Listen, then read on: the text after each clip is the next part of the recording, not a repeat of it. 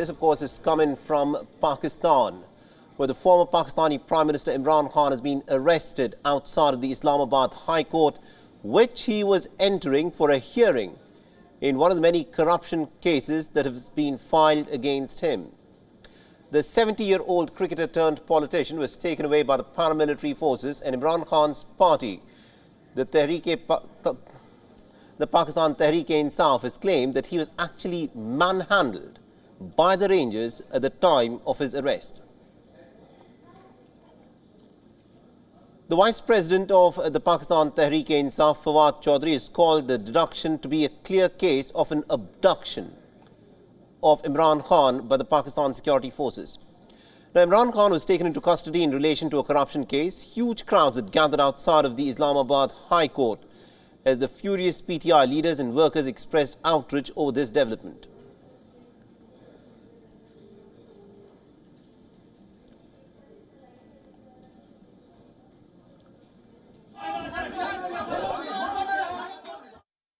इमरान खान हमारी red line है। इमरान खान इस मुल्क का, पूरे आलम इस्लाम का निडर वाहिद ईमानदार लीडर है और उसने कोई गुनाह नहीं किया। उसने कोई लाखों करोड़ों अरबों रुपए लोगों के नहीं लूटे। वो कोई दौड़ के नहीं गया किसी दूसरे मुल्क में जाके बैठ गया। मैं पूरी कौम से, सब कारकुनों से और सब अवाम से, सिर्फ कारकुन नहीं अवाम से ये डिमांड करता हूं कि आज बाहर निकले। अगर आज हम बाहर ना निकले, ये मुल्क हमेशा के लिए इन चोरों डाकुओं के हवाले कर दिया जाएगा।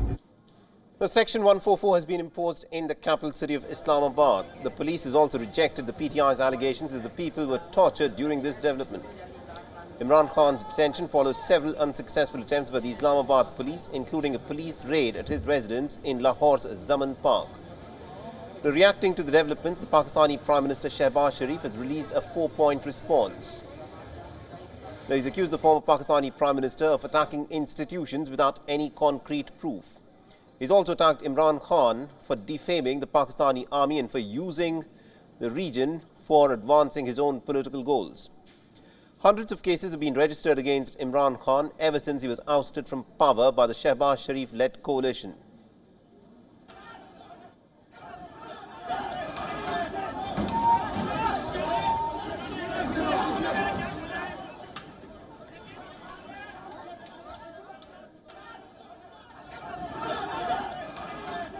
So these were the dramatic scenes that were witnessed a little while back at the Islamabad High Court, where Imran Khan had turned up at the Islamabad High Court for a bail petition. But instead, what happened was the Pakistani Rangers immediately swooped down on him, and he was immediately picked up and taken into custody. Now, the PTI leaders have alleged that he was also manhandled by the Pakistani Rangers in the process of him being arrested.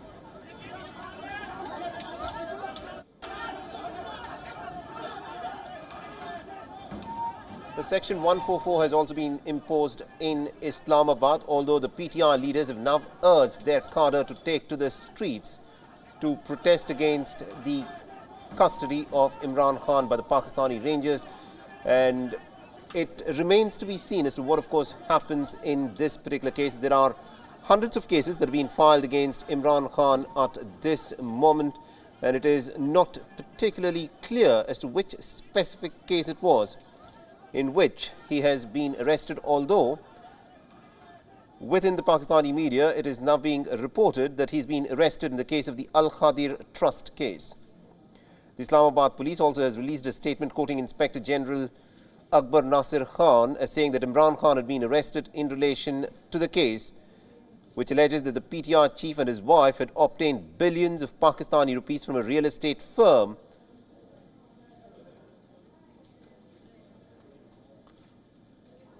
So it remains to be seen as to what, of course, will unfold in Pakistan at this moment. And to give us more updates in terms of what, of course, is happening in Pakistan, we're being joined in by my colleague Anas Malik, who's been tracking all the developments very closely for us. Anas, this is a dramatic development that has taken place in Pakistan, where Pakistan, it was being said, was gearing itself for elections. But in fact, what has happened is that the former Pakistani Prime Minister Imran Khan has now been arrested at the time when he had come to the Islamabad High Court with a petition for bail.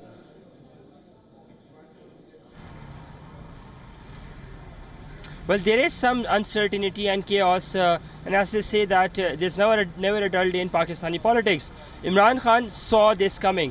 Imran Khan saw that he would be arrested, and that is the reason we saw that earlier today he had issued that very provocative video statement in which he was challenging the powerful military establishment of the country, saying that challenging them that he wanted to take the legal recourse. He implied that the institution was behind his targeted assassination attempt, and rather he dubs that there was a second assassination attempt as well on the 18th of March when he was present at the judicial complex in Islamabad, where he said that it was the officials from the intelligence agency who were disguised as the anti-terrorist forces personnel. That is a very serious charge, but very interestingly enough, his arrest has not come because of making those provocative statements. It might be linked with that, but his arrest has rather come in the light of the corrupt practices or alleged corrupt practices that he was involved or during his tenure allegedly, where this case pertains to the transfer of a property under the recovered stash of cash that Pakistan got from the National Crime Agency of the United Kingdom. This pertains to a property tycoon case who had a dispute ongoing with the Pakistani government. The Pakistani government had attached his properties with the National Crime Agency of the United Kingdom. The NCA UK had given the money back to the Pakistani government. That was about 190 million pounds. This entire money was essentially transferred to the Pakistani government during Imran Khan's tenure, and from that money it is alleged that the government went on to buy property from the same property tycoon for this university, about 500 canals of land just off Islamabad, and that is what this case particularly pertains to. Saleh? Absolutely, indeed. And also, on us at this moment, we're being told that the PTI leaders have asked the party cadre to in fact come out and protest. But there's also Section 144 that has been imposed in Islamabad. Can you tell us as to what the situation on the ground in the Pakistani capital is? Well, I'm standing outside the D Chowk. I'll just get aside. This is the D Chowk of Islamabad. This is where usually all the protests take place, and that road beyond the container, that's closed right now. Usually there are protests that are held over there itself.